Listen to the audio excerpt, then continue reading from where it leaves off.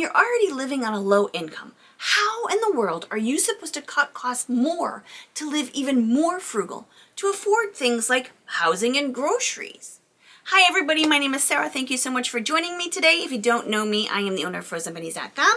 I'm a financial coach, and as a family, we are debt-free. So I've got some low-income frugal hacks for you here that you might find are helpful when you're already living on a low income and you think that you've cut as much as you possibly can. Let's talk about saving on transportation first.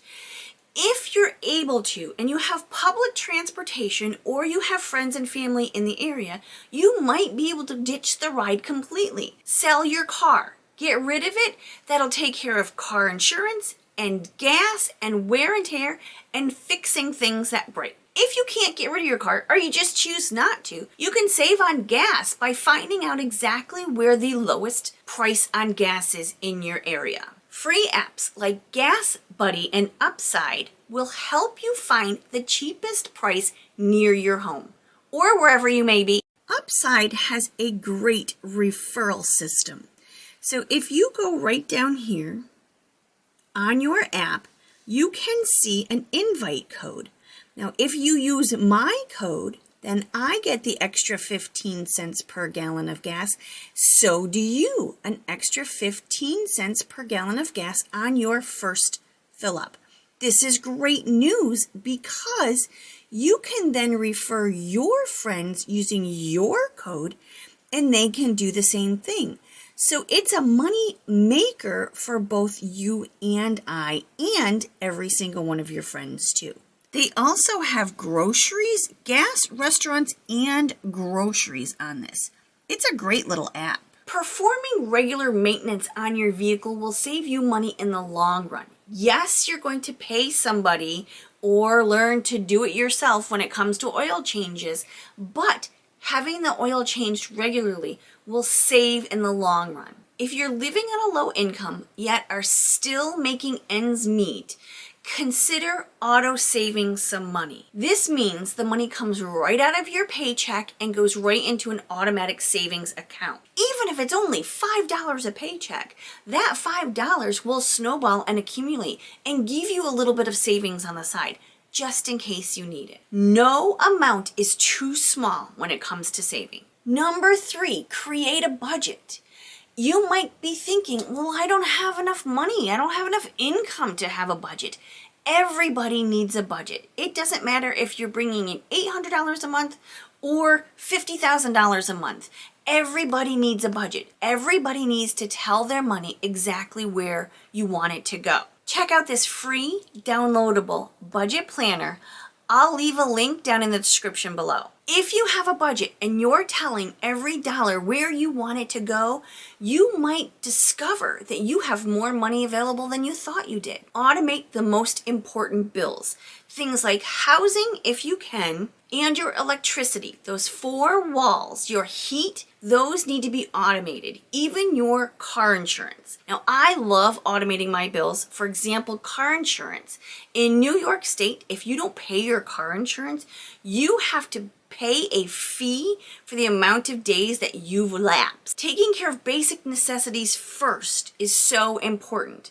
And then things like your cell phone, finding a cheaper plan and having it automated might even save you more money. I know that Verizon will give you a discount if you auto pay your cell phone. If you're able to, putting away a small amount of money each paycheck for fun. Decide what kinds of things bring you the most joy. Now, I'm not talking about Olympic shopping here at TJ Maxx or Home Goods. I'm talking about small things that make you happy. Putting a little bit of money aside each paycheck in order to fund your fun money will actually help you save money in the long run because you won't feel deprived. Next, keep an eagle eye on your accounts, bank accounts, every single day.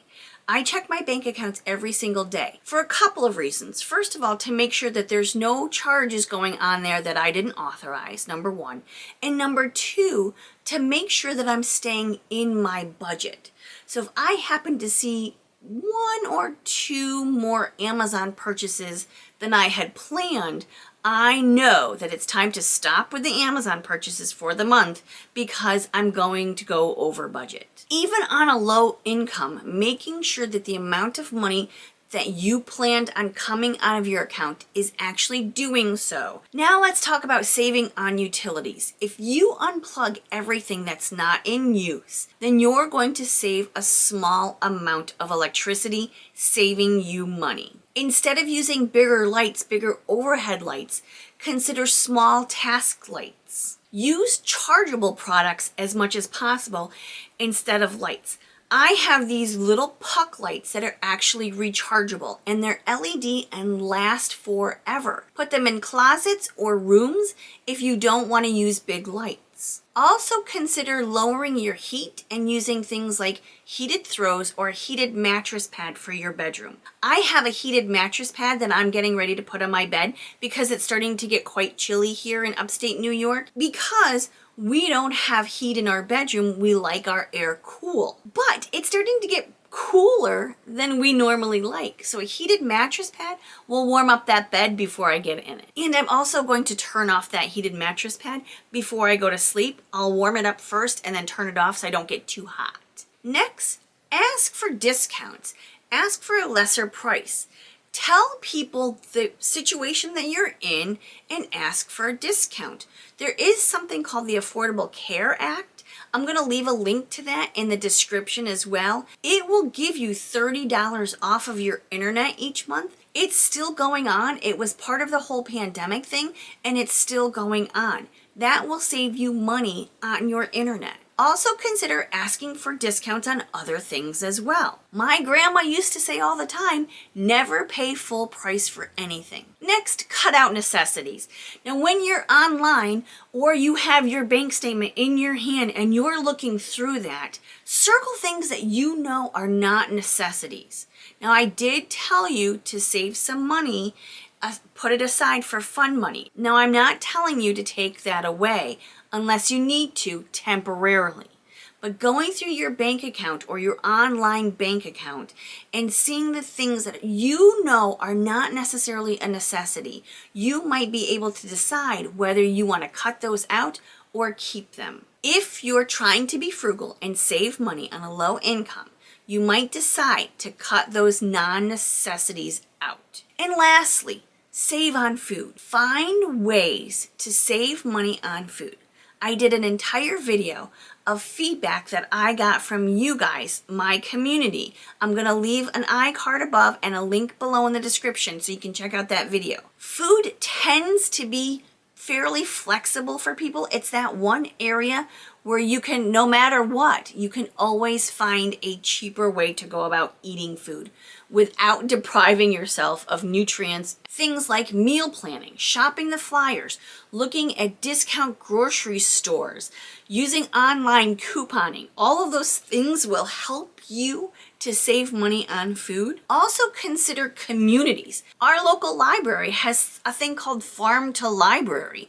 Well, farmers will bring produce and abundance of things to the library so you can stop by and get things like eggs and vegetables and bread. Also, many churches will fund local food pantries or even discount food programs. Food pantries in your local town, as well as bigger food banks in bigger cities, will just give you food.